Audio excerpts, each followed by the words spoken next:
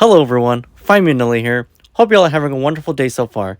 As I and many others are getting ready for Halloween Horror Nights, I think it'll be really cool to talk about the event from years past. I made a video showcasing the houses that exceeded my expectations, and if you want to see that video, the link is in the description. But now, I'll be discussing the houses that did the exact opposite and let me down the most. This is my most disappointing HHN mazes at Universal Studios Hollywood.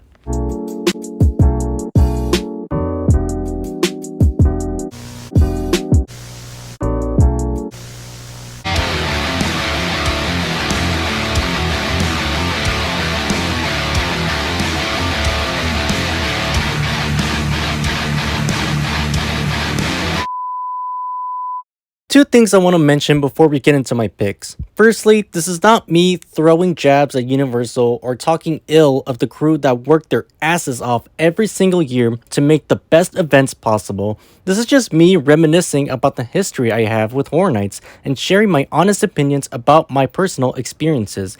Also, these are not my least favorite HHN mazes. All of the houses that I'll be talking about in this video were the ones that I was very excited to experience, only to walk out feeling underwhelmed or just sometimes flat out displeased with the experience.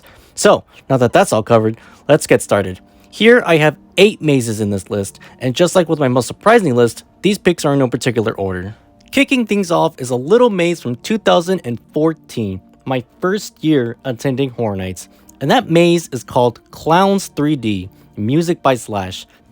I was really looking forward to this one because it was the only original concept in a lineup filled with exciting IPs, and also it's clowns. You can never go wrong with a clown haunt, or so I thought.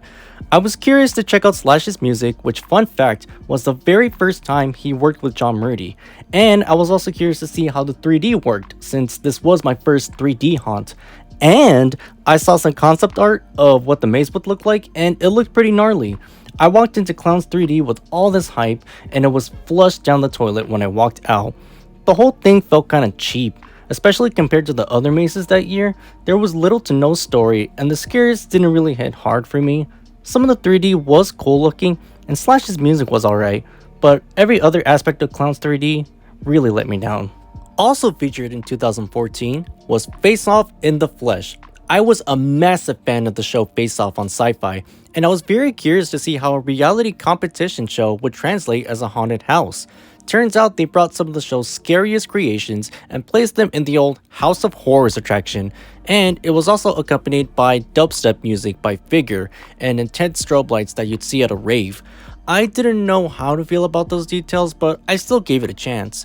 And I think I can confidently say that Face Off is hands down my least favorite Halloween attraction that I've ever had the displeasure of experiencing.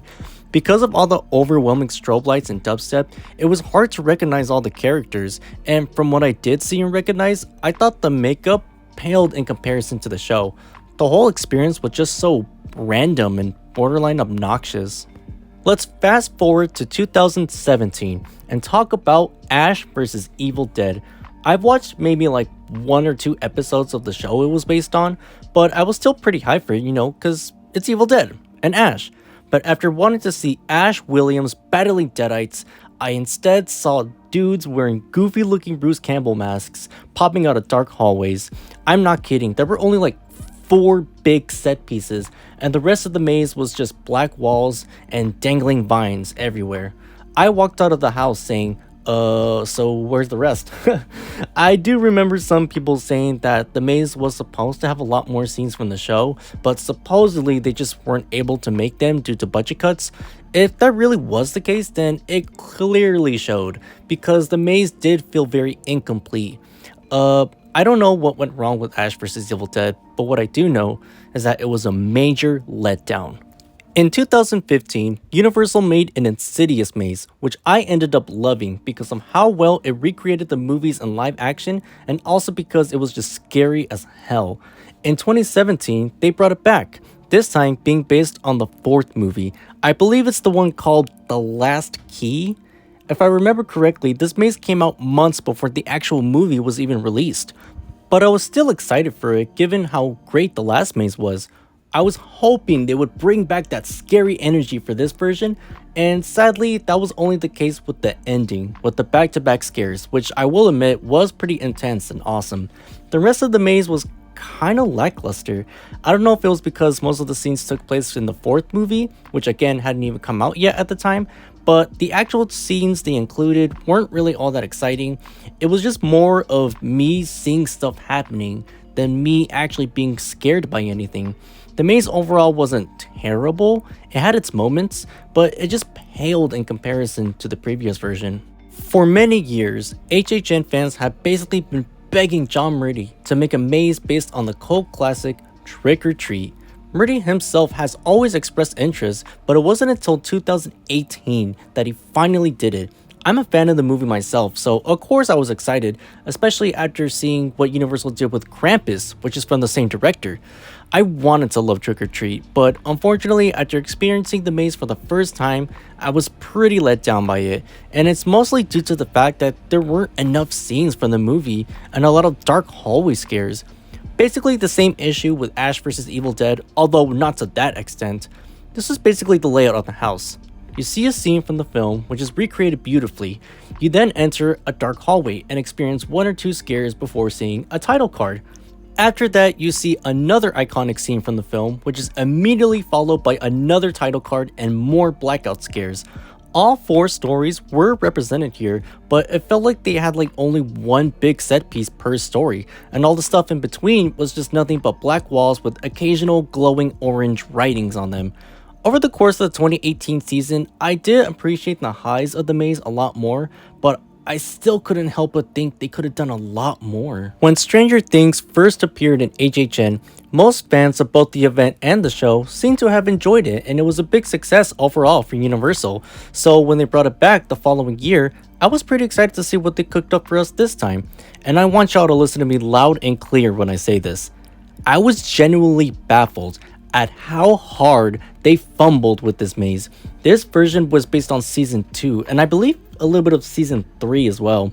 There were a lot of crazy moments they could have pulled from those seasons, but instead what they did was pick like 3 scenes and stretch them out so each scene took up like 3 or 4 rooms.